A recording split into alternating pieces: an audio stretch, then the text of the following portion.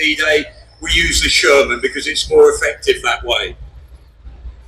Now, if you can pick them out as they go round, if I say it's another green tank, you're not going to know, are you?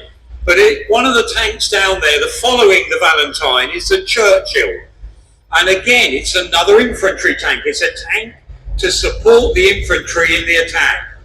And this is going to be our third model infantry tank.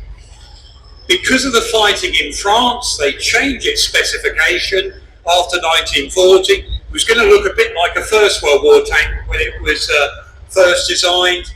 We make the first two models. This is coming round now is the Mark III model. A genuinely rarity here. Only 600 of these are made. It's got very thick armour. There it is with the 13 on the side of the turret.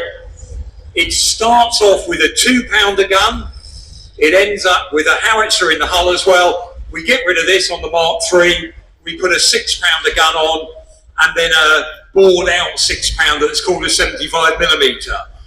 That was a tank that was nearly cancelled because it didn't quite work, first of all.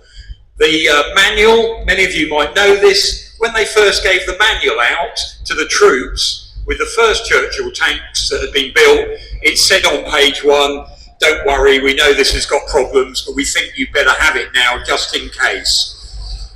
We get it better, and the Churchill sees amazing service in World War II. We use it for engineer variants, the famous AVRE Armoured Vehicle Royal Engineers.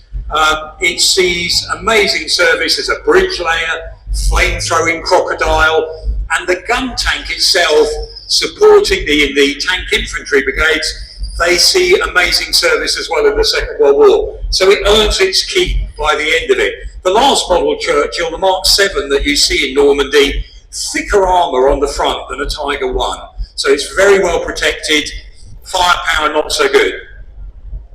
Now we've also got out here today as well, we've got some other things. Britain was great with wheeled armour. On the front of that column on the mound there, we've got a Daimler armoured car, designed at the same time as the Dingo, little open top sports car of an armoured car. That was designed by BSA, Daimler takeover. Its first sea service in about 1941, 2-pounder gun, really advanced technology, disc brakes, fluid flywheel. You just literally put a little lever, the gear you want to go into, stamp on the clutch pedal, and off you go like that. So the Daimler armoured car, really a very, very sophisticated piece of kit, can go just as fast backwards as it can forwards.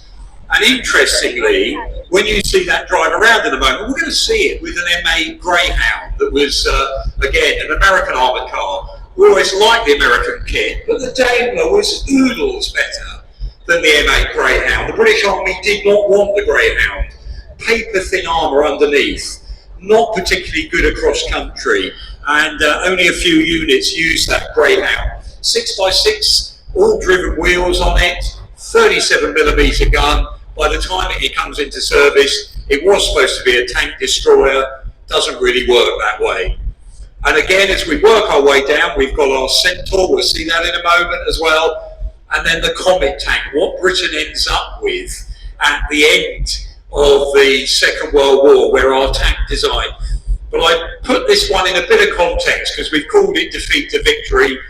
Matilda II here, famously part of the attack at Arras in 1940 with Matilda Is, as our Matilda Is headed off, very slow vehicles, thick armour, 78mm of armour on the front of this Matilda. The German anti-tank guns could not go through that frontal armour.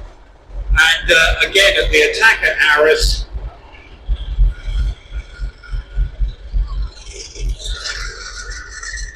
the British attack in 1940 at Arras, it scares the life out of the 7th Panzer Division and Rommel's forces going forward, and it triggers their famous halt order that allows Britain to reinforce Dunkirk, Calais, Boulogne. And put it bluntly, if you join the dots there, that's one of those tanks we overlook sometimes. It saves Europe in 1940. They basically get massacred in the attack. Very few remain at the end of the day, the Matilda Is and Matilda IIs, but they've done their job.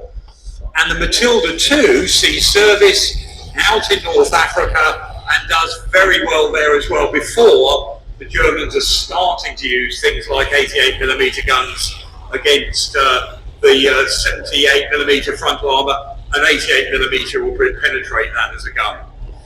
Now, our Grant tank going around there, Lee and Grant, Britain goes to America. We buy tanks from the Americans. We want them to build our tanks, just as the French want them to build Char B tanks in America. The Americans say, why don't you come in with our new tank program? America has built 35 tanks between 1920 and 1935.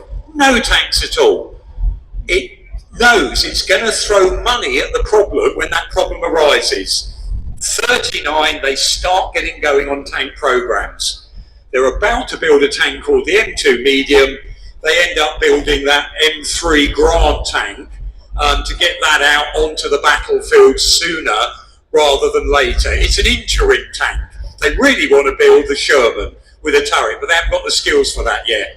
So we start off with the M3, which you can see still down there at the other end of the field. Same issues as the Sherman.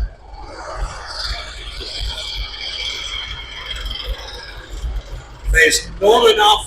This one's got a radial, it's got an aeroplane engine, the R975 engine in the back. There's not enough aeroplane engines to power the vehicles around.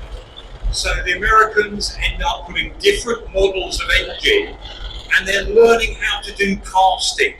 They've got the French engineers who have made it out of France. As France falls in May 1940, they go to America and they help the Americans do the castings on these early M3 tanks.